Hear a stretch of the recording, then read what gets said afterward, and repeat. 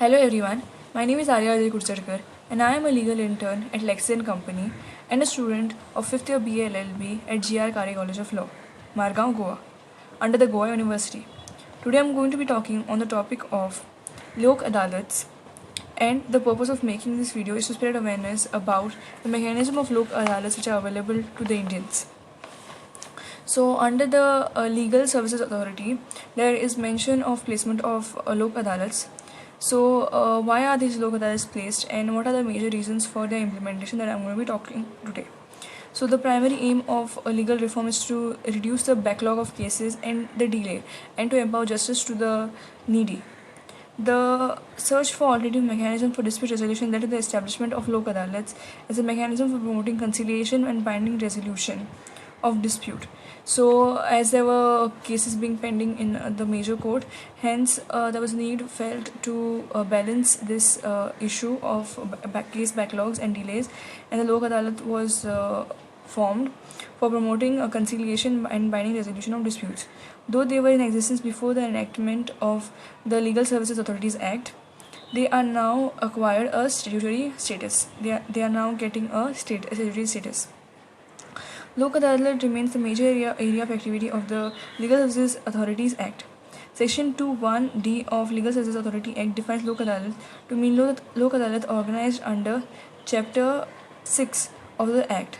Lok Adalats are organized by Legal Services Authority at the state, district and taluka level in each state.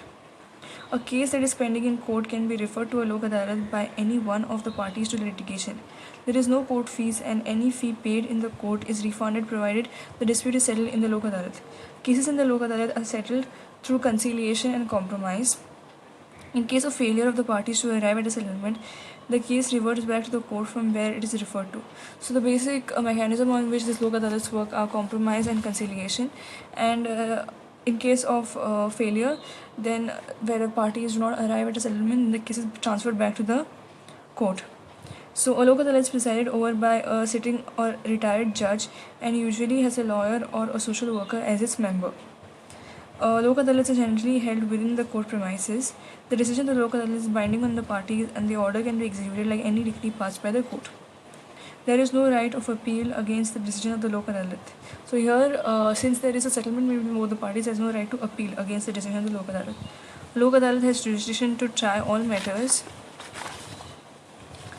except those relating to the non-compoundable offences. The Act provides for establishment of permanent Lok Adalats in bodies providing public utility services like telephone, insurance, transport, electricity and water. Apart from conducting conciliation proceedings, permanent Lok Adalats can also decide a dispute on merit. In doing so, they are not bound by the Code of Civil Procedure 1908 or the Indian Evidence Act 1872.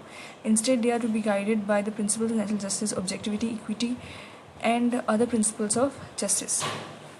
So now this Lok Adalat, it has many positives and it has helped the reduction of cases on a large scale.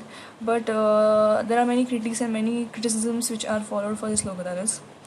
A term Lok Adalat is misleading as there is no perhaps involvement in the process of decision making, unlike the traditional informal mode of dispute resolution. So there is no participation of the general public in decision making like it used to be in Panchayat. Critics of Lok Adalat points out that the functioning of Lok Adalats do not necessarily result in justice for the parties concerned, as the emphasis is on reduction of the number of cases in the court. So over here, the aim is to reduce the number of cases in the court. So there's not much importance given to justice, whether justice is delivered properly, effectively or not.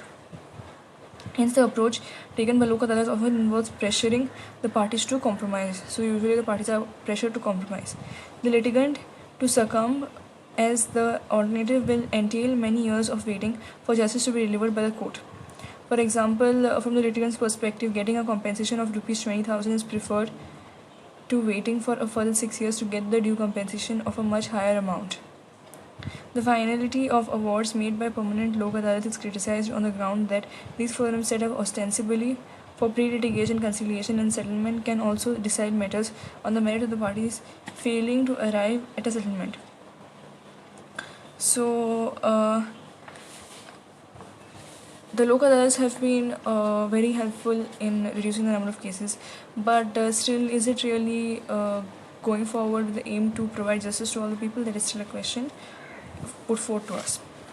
Please do like, share, subscribe and comment on my video, and do like and subscribe our channel Lex Click, and make sure to press the bell icon to get notifications when we post a video.